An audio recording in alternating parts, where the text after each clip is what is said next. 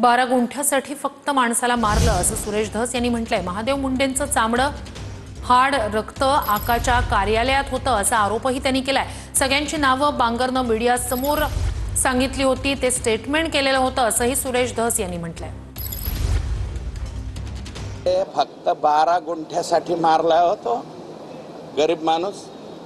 महादेव मुंडे आता पुढे येतंय ना, आणि त्याच्यामध्ये गोट्या गीते, अजून एक राजू फड, ह्या वाल्मिक कराडचा धाकटा मुलगा, ह्या सगळ्यांची नावं जी आहे ती नावं बाळा बांगर कधी एकेकाळी रोज ह्या आकाबरोबर असणारा माणूस आहे।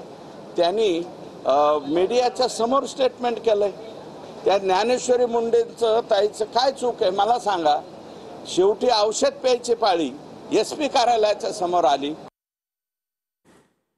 बाळा बांगर मला वाटतं त्यांच्या प्रेसमध्ये आणि काय सांगितलंय की मी ज्या वेळेस आकाला भेटायला गेलो त्यावेळेस तिथं एक त्या माणसाचं चमडं काढून आणलं होतं, एक हाड काढून आणलं होतं, आणि त्याचं ब्लड सुद्धा यांच्या ऑफिसच्या टेबलवर होतं। आणि ते हे मी नाही बोललो, बाळा बांगर बोललेले।